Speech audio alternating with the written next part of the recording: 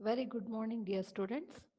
In the last lecture, we have seen what is transformer, necessity, classification, and typical power transformer parts. Now let us continue with the construction of the transformer. So coming to the construction, if you see this diagram of a transformer, there are main two parts. That is, one is the magnetic core. There is this core, and then the windings which is wound on this core. So on the left limb, there are windings which is wound. Again, on the right limb, there are windings which is wound. So first coming to the windings which is wound. So these windings are nothing but the conductors which are made up of copper material. So again, these windings are classified as primary winding and secondary winding.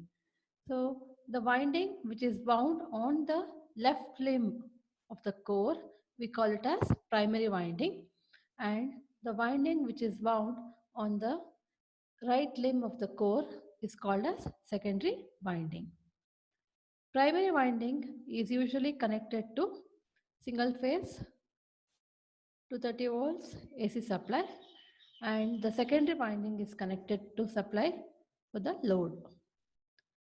So now the another important part of the transformer is this transformer core or the magnetic core.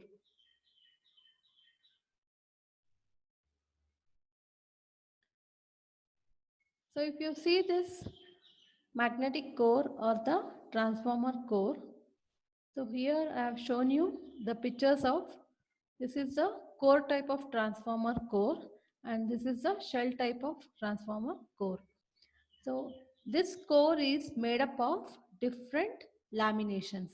See the single metal kind what you are seeing, that is E and I, and here you are seeing the square one.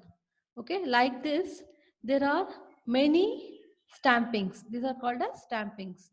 So these stampings are stacked together to form the total core. So when this core is formed in this way, we call it as laminated core. So usually the material used for this is steel. So for making the material used for the core is usually it is steel or sometimes silicon steel. So when you have high silicon content in the core, it is used to reduce the hysteresis losses. And when you have more number of laminations of this kind, then it reduces the eddy current loss. So the main purpose of having the lamination and the using the silicon steel material is for reduction of hysteresis and eddy current losses. Again, these are constructed by stacking each of this lamination with minimum air gap between them. Okay, so in order to achieve the continuous magnetic path. Also, we need to avoid high reluctance at the joints. So it is usually stacked by the alternating sides of the joints. So now we'll study about individual different type of transformer already discussed based on the construction, that is we have core type and shell type. So in core type of transformer, if you see, it is a single phase core type transformer. Here you have the windings which is wound on the left limb. Again, this is the windings which is wound on the right limb. So this is the primary winding and this is the secondary winding. In this type of transformer, again, each of these winding is separated by some kind of insulation. So materials like paper, cloth, mica can be used for the insulation. Again, the low voltage windings are placed nearer to the core as they are easier to insulate. That is, first the low voltage windings are wound. So on the top of that, the high voltage windings are wound. So if you see this core type of transformer, the entire left limb as well as the right limb is wound with the winding. So the portion of the magnetic core is less compared to the winding. So most of the space is occupied by the winding itself. So this is the single phase. Again, in three-phase core type transformer, it has got three limbs where the windings are wound on all the three limbs. Next, coming to the shell type of transformer. Here if you see, there are again three limbs, but the windings are wound on the center limb. Okay, it is not wound either on the first limb or on the last limb. It is wound only on the center limb, and it is a simple rectangular form. So it may have a distributed form wound only on the center limb. So here if you see the three-phase shell type transformer, here also we have three center limbs on which the windings are wound, with other two winding limbs left free, that is this left side as well as this right side.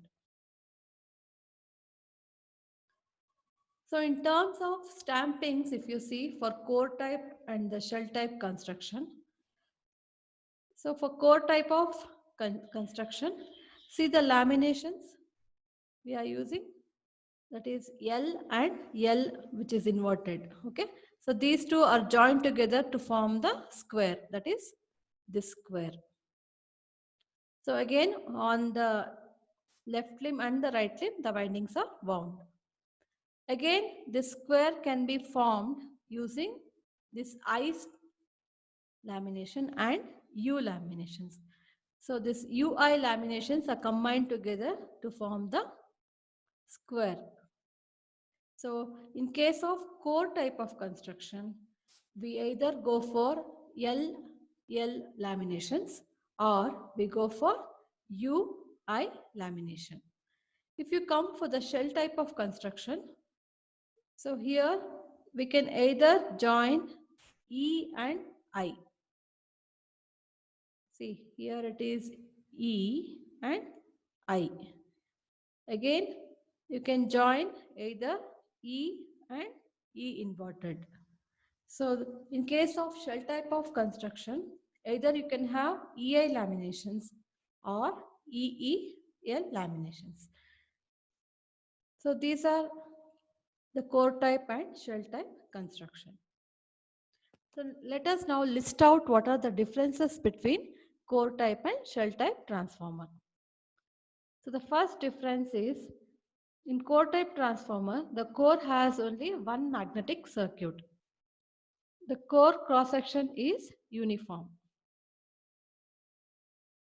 In case of shell type of transformer, two paths for the flux in the core. The cross section of the central leg will be twice the cross section of outer limbs. Again, if you come in terms of the limbs, core type of transformer has two limbs and shell type of transformer has three limbs. In terms of magnetic flux, in core type of transformer, magnetic flux is uniform at all sections of the core, whereas in shell type of transformer, central limb carry double the flux compared to outer limbs. Again, in core type of transformer, coils are placed on two limbs. In shell type of transformer, coils are placed on central limb. So in core type of transformer, the winding surrounds considerable part of core. Whereas in case of shell type transformer, core surrounds the winding. In case of core type, better cooling since more coil surface is exposed to atmosphere. Whereas in case of shell type, cooling is less as the less surface of the coil is exposed to atmosphere. In case of core type of transformer, natural cooling is provided. Whereas in shell type, it is very difficult to provide the natural cooling, as the core is surrounded by the, because the winding is surrounded by the core.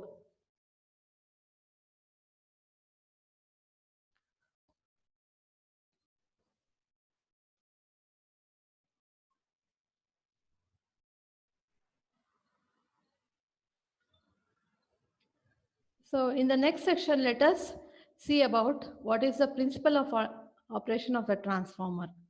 Thank you.